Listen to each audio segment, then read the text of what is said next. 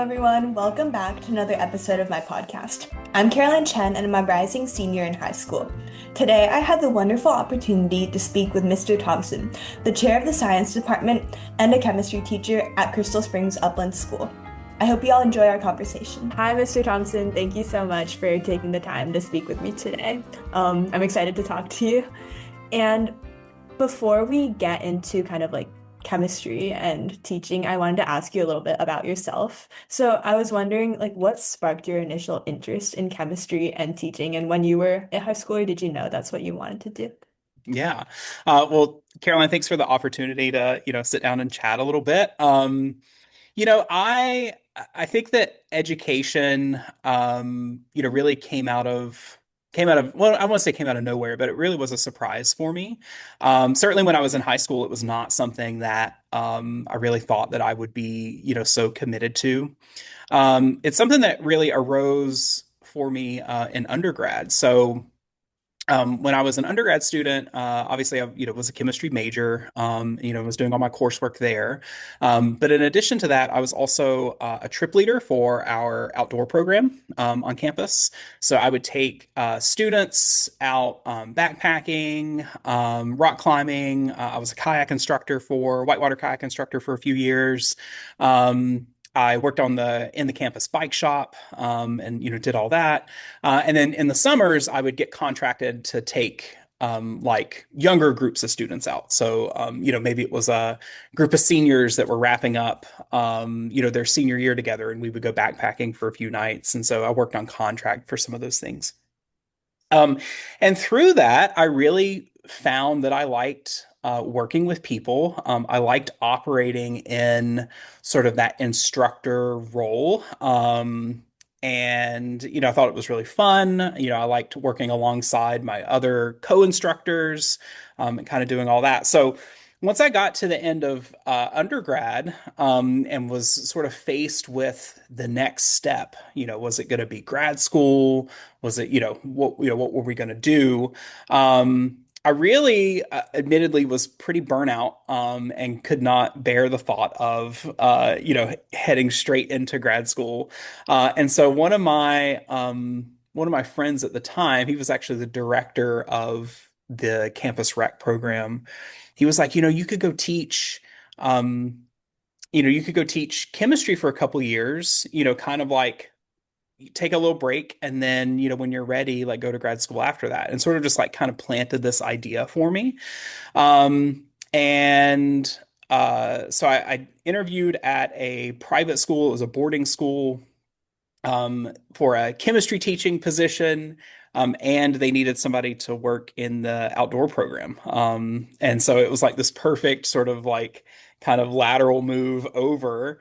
I did that for a couple of years and was like, wow, I really, I like this. I like, the classroom stuff. I really kind of liked living on the dorm with the students. And so after a couple years there, I did end up going back to grad school, but I did it in education. And so I ended up getting my master's in education and then just kind of fully committed to this thing. So, yeah, so I do consider that, teaching is something that I've sort of fell up into, I'm just kind of like stumbled upon it, and then just kind of like kept the ball rolling with it.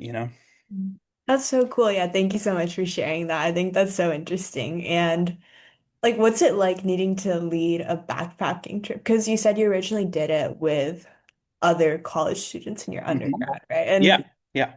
I mean, to me, that sounds like a nightmare. Like, I wouldn't Yeah. want to have to.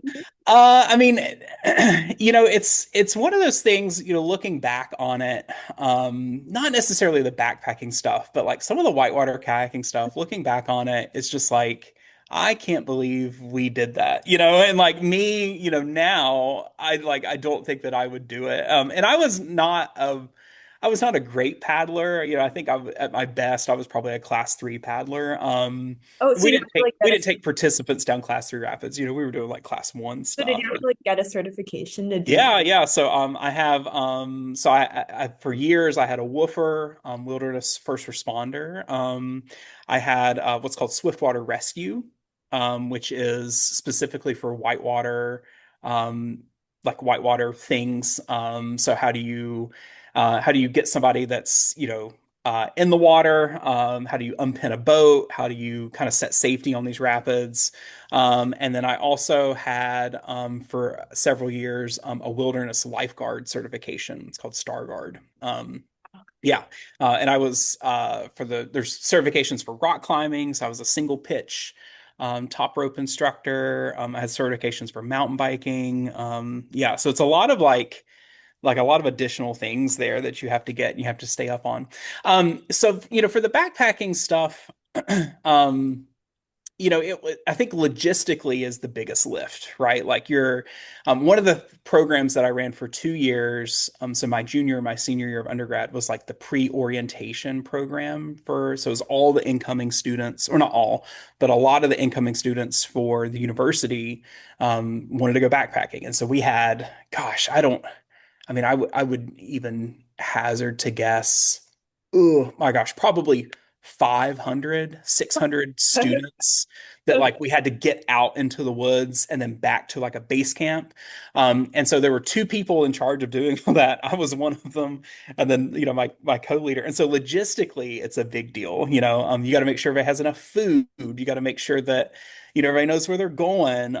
You got to make sure that okay, we've got incoming students who have a bee allergy. And so one of the things we would do the week before we sent everybody out is we would go hike all these routes, and check and see, are there any bees along the way so that we can, make sure that, we give people like the best experience possible. So like logistically and like the details, there's a lot that goes into it. But that was the part that I really liked. I liked, making sure that, I was going to hand everything off to you and you had everything that you needed, Uh-huh. in order to, run a successful trip. And I'll see you in, 2 days at we rented out like a big 4-H camp. And so came back and did like base camp stuff for a couple days.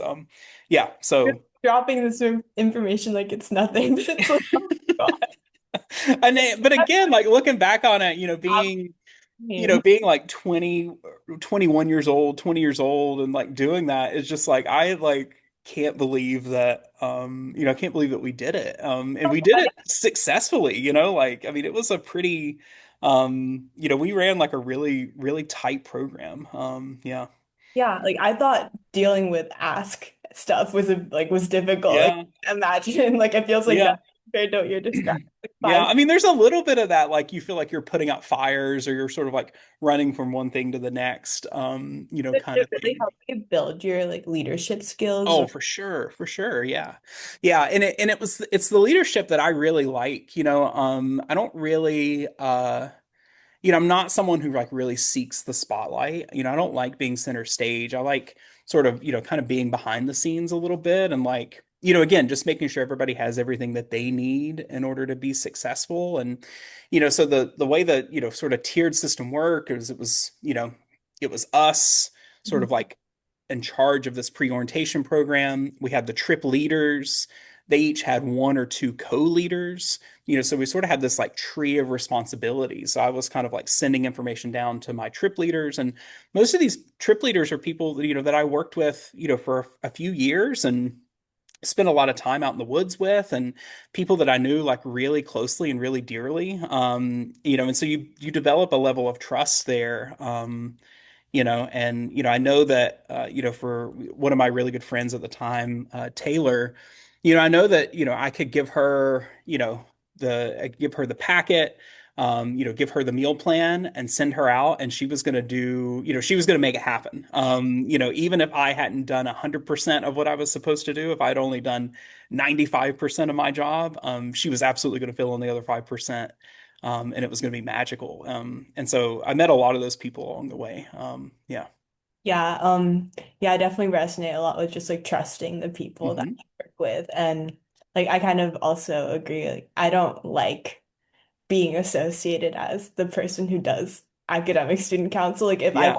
if it could be someone else doing it and then like or I could like put on a mask like and Yeah. be Yeah. young. You know what I'm For sure. talking about? It's like that For would sure. be ideal, but it's like I like doing the work, but it's just I, I don't Yeah. want to be associated and I think that's honestly something I've talked about with a lot of people and how like when it comes to leadership, the people who do it for the title and for the Mhm. recognition often um I guess don't have the most successful journey because they're often just looking for the wrong things. And I think Mhm. it's important to do it because you have ideas and you have something you want to bring and you want to make an impact versus just for the sake of doing it, if that Yeah. makes Yeah.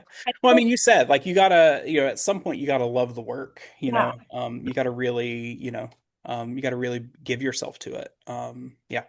hmm And kind of connecting this to Crystal, so you're also the chair of the science department. Yeah. And I was wondering if you could describe some key components of that role and like how do you do it, basically? Yeah. I mean, I think I bring, that kind of that similar philosophy of, I see my role as making sure that everyone in the department has what they need in order to be successful. And I think the science department, specifically because we're each so disciplined, it makes it a little bit different than, maybe department where there's a lot more kind of like switching of classes or co-teaching, that's happening. So for example, I mean, I've taken physics classes, but like I'm not gonna be able to go tell Madame Petit, how to teach honors physics, and I don't need to. I trust her like 100% fully, to deliver on, that guarantee of like a really high quality, challenging academic experience. So my job is to make sure that she's got what she needs in order to do that in terms of the budget, in terms of the schedule, this year in terms of the new space, right? That's been a big, point of discussion for our physics Oh, wait, contingency.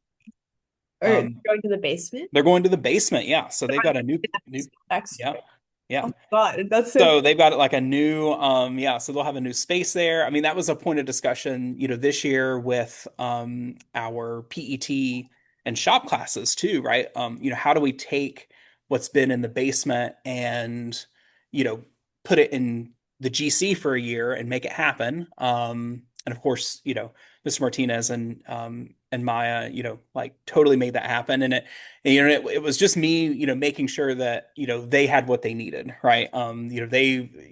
They had the idea, they had the execution, and it's just me, being sort of in that kind of like facilitation role for that. So, there's a lot of that, a lot of work around, coursework to make sure that, we're setting our electives up to be successful, in terms of, do we have an appropriate number of students in the section? It's hard to run a lab with 18 students, so is there something we can do where we can even bring that number down to 16 per section? Is a lot easier. So there's a lot of like those things behind the scenes, that happen. But I think it's that similar philosophy of, I'm here to, I'm here to um, give you what you need and make sure that you have what you need.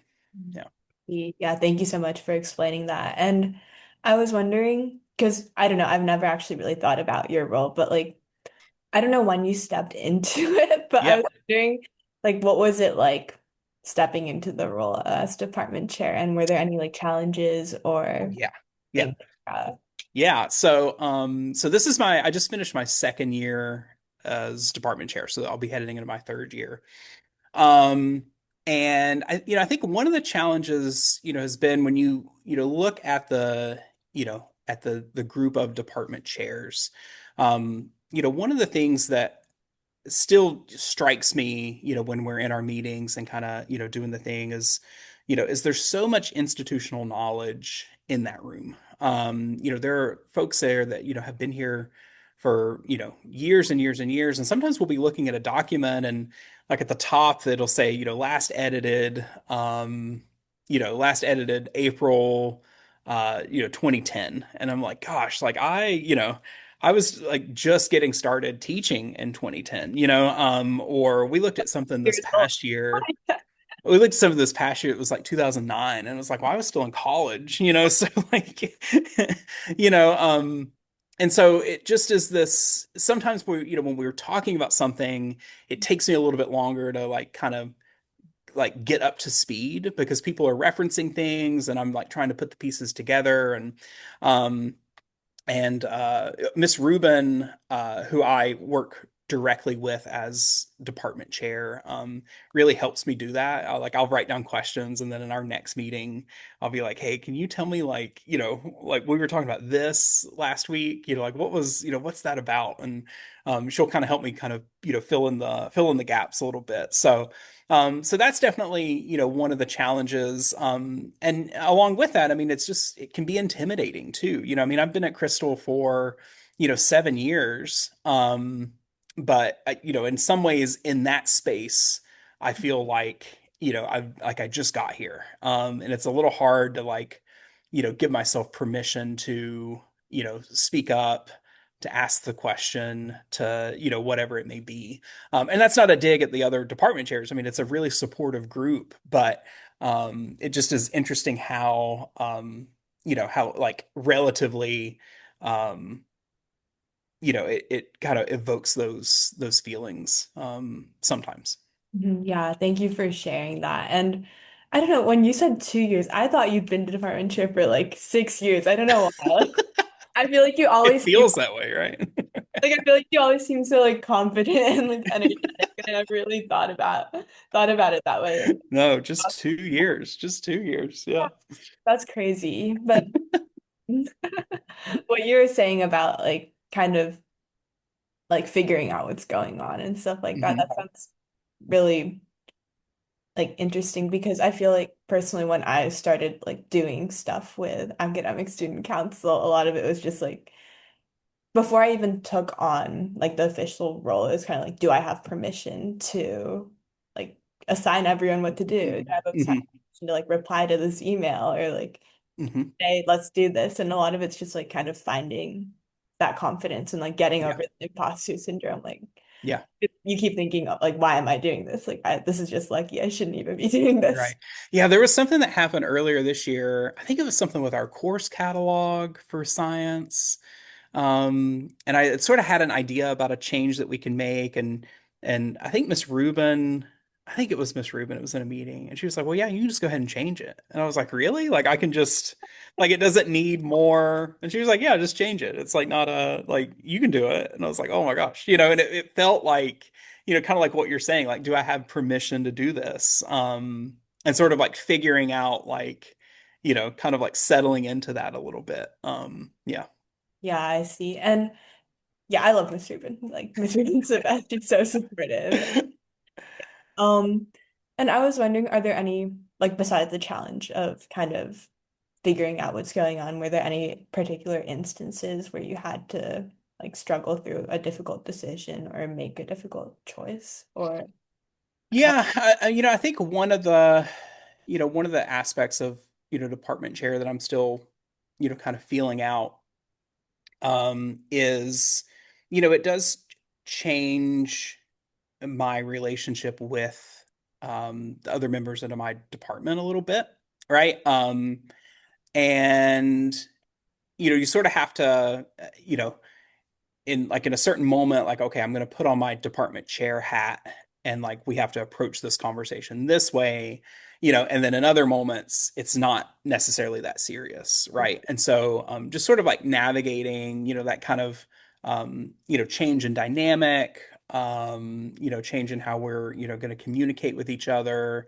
um it's the first time that I've like really been in a supervisory role like that.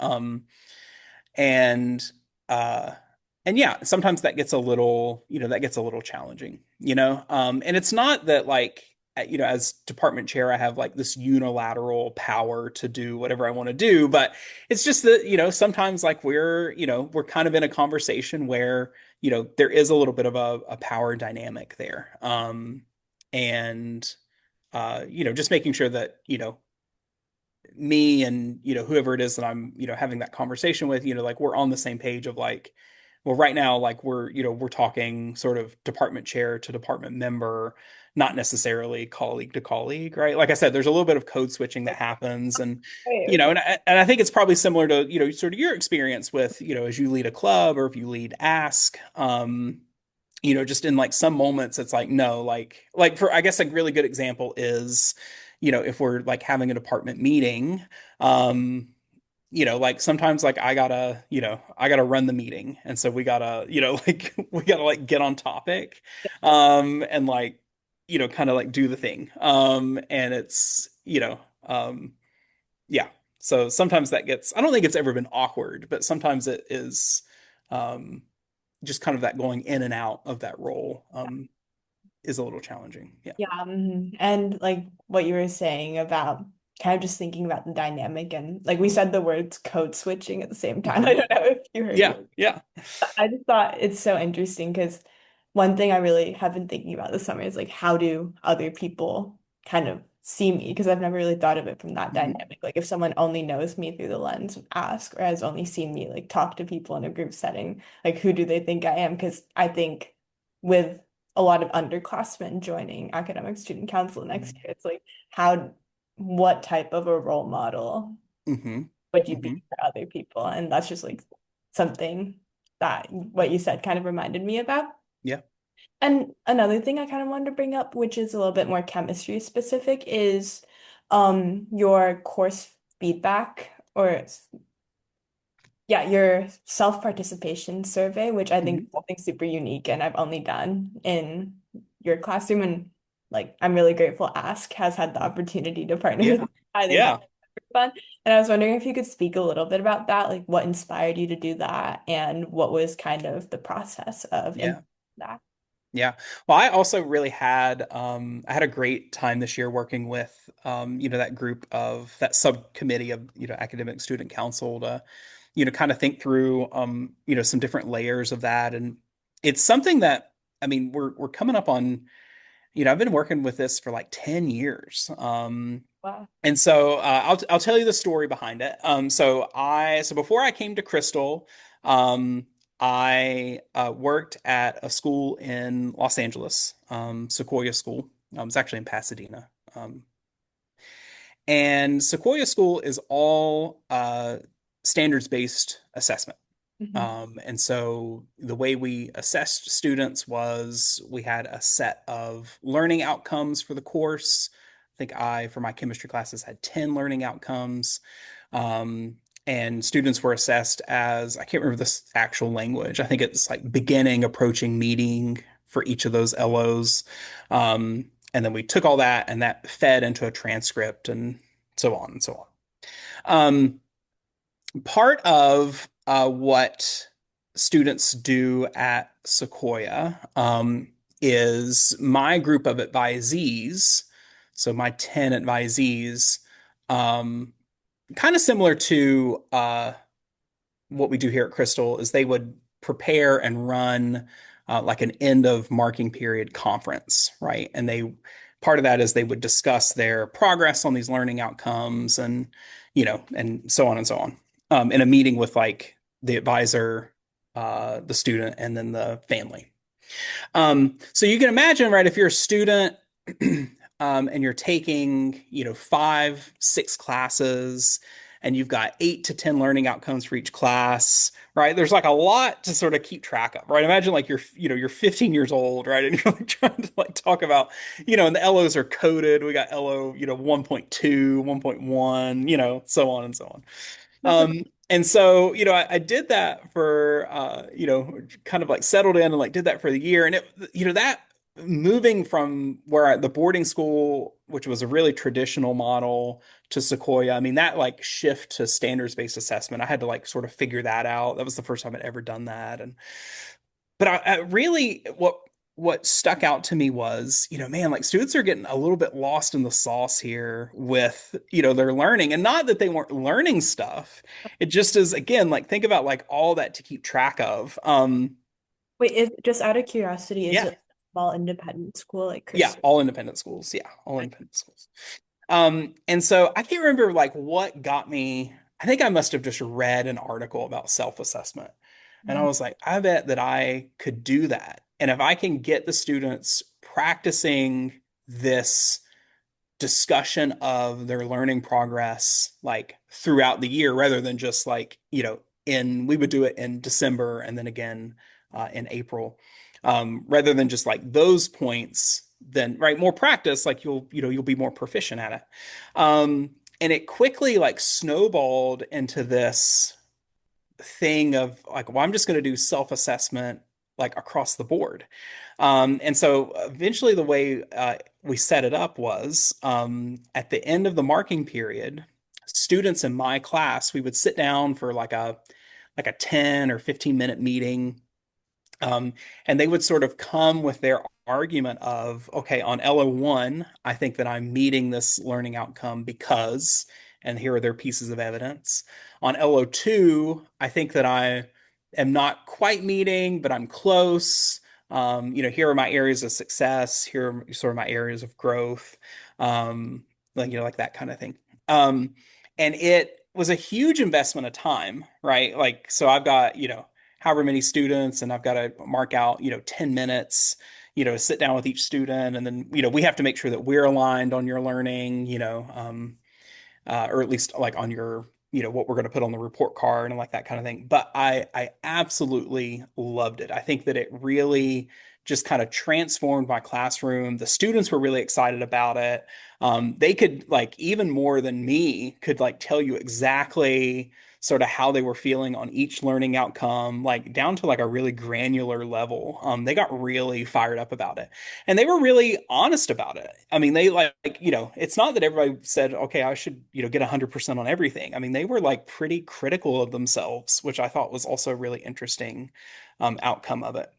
And so I did that for, a couple years, and I did it in 10th grade, and then I did it with my advanced class, which was juniors and seniors. Um, and I never really let go of it. When I came to Crystal, I always sort of like had that in the back of my mind of like, well, where can I integrate this? Because I do think it builds, really good skills of, reflection. I really like, giving students, a little chance to, sort of have some ownership over, what we're doing. Because, the way that I approach teaching is, it's like we're kind of in partnership here, like we're working together. And so a couple years ago, when Dr. Carricker went on sabbatical and I had the opportunity to teach AT Chem, I was like, this is the perfect chance to like bring the self-assessment back. And so I dug out all my notes on how I had structured it, and then tried to figure out like how to fit it into the AT Chem class, so that I didn't disrupt stuff too much, and it felt authentic and it felt doable for the students. And really, that model that you saw this past year has really been unchanged for a few. Like I was so happy with like the way that it went. I was like, well, I'm just going to leave it. And so the capacity that you saw it in was, yeah, kind of how it was when I introduced it. But again, it's a story that starts. Yeah, I mean, we're almost 10 years ago with, yeah, just some like crazy idea that I had about, um, you know, helping students kind of understand their learning progress a little bit more. Yeah. Yeah, that's so cool. Thank you for sharing. And I think like your whole form thing is definitely super unique compared to what we do in a lot of other classes because I feel like in other classes that are a lot more seminar based, students are often complaining like, why did I get this grade? I'm so Mhm. confused. Like, why did I don't know. I know we're not supposed to be sharing grades, but people are like, why did he get this grade and why Yeah. did I get this grade? And Yeah. I with your form, oh, even though it's a bit more work on our end, it really just helps like clarify the confusion, I guess. And Yeah. there's Yeah. not as much like anger or Right. frustration over it. And I think a lot of the time, that anger just goes like unaddressed. Like students will just be pissed off, and then For nothing. sure. Yeah. And Yeah. I, And like I talked to you all about, this year, one of my favorite things about the form is that you all, kind of give me a lens into, what you're experiencing. I'll have students that really write, in like pretty, fine detail about, sort of, how the workflow has been for them, what they're struggling with, in terms of topics or in terms of time management. And so it gives me a level of access to support you all in a way that I may not necessarily be able to do otherwise. Yeah, I've really like I said, I've been really pleased with just how that's gone and how I mean, overall, the students have been really receptive to it. Like you said, I do acknowledge it's a little bit more of a lift on your all's part, and it only works if everyone buys into it, and that has been really the story of it. Yeah. And I think part of the puzzle is kind of just convincing or kind of conveying the message. Because I think high schoolers love to complain. Like whenever Sure. Yeah. they're Yeah. like, ah, why do I need to do this? Like Yeah. an extra 5 minutes of my time. But Yeah. part of it is just conveying to them the significance, or I guess the alternative to the solution you're Yeah. proposing.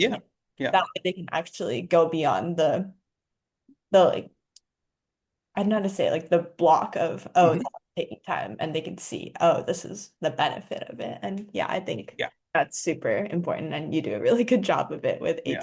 18. Yeah. Thank you. Thank you. And now I know we're running out of time, but is it okay if I just ask you one more Oh, question? absolutely. Yeah. I ask this to everyone I talk to, and I was wondering because I know you've done a lot, whether it be like organizing 500 people to go backpacking. I still can't like wrap my head around that. That sounds absolutely insane, by the way. Or like teaching at a variety of different environments and or just like doing chemistry and shifting into teaching. And I was wondering if you could go back and tell your high school self one thing that you already know today, what would it be? And more broadly, do you have any more specific advice for high schoolers with everything that you know now, both as a student and an educator? That makes sense. Yeah. Yeah. Oh man, that's a really good question. And gosh. Um,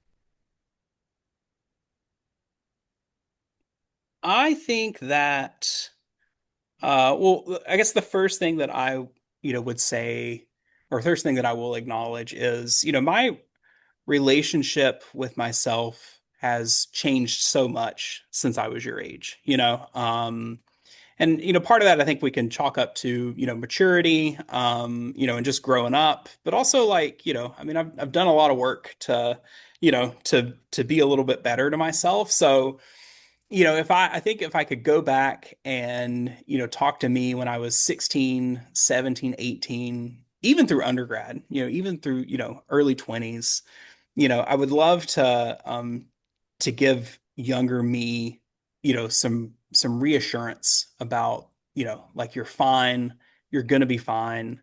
All of this negative stuff that you are telling yourself or you have led yourself to believe um is not true. And yeah, I think that's probably priority one, to start Very there. important priority. Um, and similarly, I think, as when I started teaching and I was, really trying to, kind of suss out, who Mr. Thompson was, who this like teaching personality was, um, I think that I really uh struggled initially to like show up really authentically. Um, and what I mean by that is, I mean the person, the Mr. Thompson that and that my students know, and Justin Thompson, were really not that different. Like I'm like the person that you all see like show up to school every day. I mean, that's like kind of me, like I'm pretty much the same person, same guy. But I think like especially in those early years, when you're 22 and you're teaching a class that's got 18-year-olds in it, I mean, it's tough. It's tough. It's tough for anybody, and it was certainly tough for me. And I love to show up, for my students in a really, vulnerable way, in a little bit of a softer way. I've always been a little bit of a softie, like kind of my whole life. But again, I think there was a moment where I like really tried to hide that. And I'm glad that I've kind of let that go. Through my late 20s and into my 30s, I've like really embraced that a little bit. So I would love to tell younger me that like that's okay, that like you can be you can be that person. Like that's just, if that's who you are, that's who you are kind of thing. Um, and then, the third thing, um,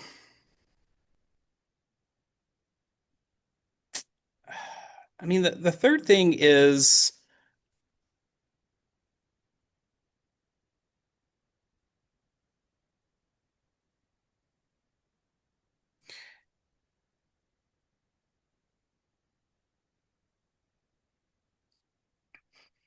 I guess the third thing is, a little bit of that, acceptance of kind of the moment, being a little bit more present, um, not getting too caught up on, what we're anticipating is going to come up next. Or even, dwelling too much on, what we've already done. Yeah, I think the grass is greenest where you water it. And so I think just like kind of being present and just kind of enjoying the moment, I think really goes a long way. And in my like daily practice of teaching, that's one of the things that I do pretty much every day to like really kind of ground myself, for, showing up and teaching, three classes back to back or whatever it may be, is just this idea of, like we'll never have the same moment together. Like I'll see you tomorrow, but like right now, like we've got this. And so like let's just be here right now together, and not get too like let's not get too ahead of ourselves. And yeah, and I think younger me, and maybe young people in general, just like having that reminder, I think can be really powerful. And that really leads to like, a feeling that I have of, like, if I'm never, celebrate, like they're never gonna like throw me a parade in the city, for like what I've done. But I'm so thankful that I, could have spent my life, celebrating others and kind of like, bringing others along and, working with like really, really talented and really motivated students like yourselves, and and the other pack members that are here at Crystal. I think it's a really special thing. And so, just being mindful of that and just not taking it for granted. Yeah. Yeah, thank you for sharing all of that. I think you just hit Yeah. like, so many really like amazing points there. Yeah. And Yeah. like touching on what you just said about like being there for others, like I just want to let you know, I think every time your name gets brought up in a student conversation, someone always says, "Oh my God, he's like one of the best teachers I've ever had," or like he's such a good teacher. And I think you really do show up for a lot Yeah. of students, at least from a student Well, perspective. thanks for sharing that. Thanks for sharing that. I mean, teaching is, I think it's so interesting to describe teaching to people who aren't teachers. And one of the ways that I explained it to somebody, it was somebody that my wife works with, and they were talking to me about teaching. And I said, imagine like showing up and you've got to like run all of these meetings throughout the day, but it's people who don't want to be in your meetings. So like, and Oh my then once God. you get through that meeting, you have another meeting tomorrow with the same group. Like that's what it feels like. It's like you're part facilitator and instructor, and there's kind of like so many things that go into this, and that's partly why I love it, right? I love showing up and not really knowing, where we're going to go that day, or like what really is going to happen.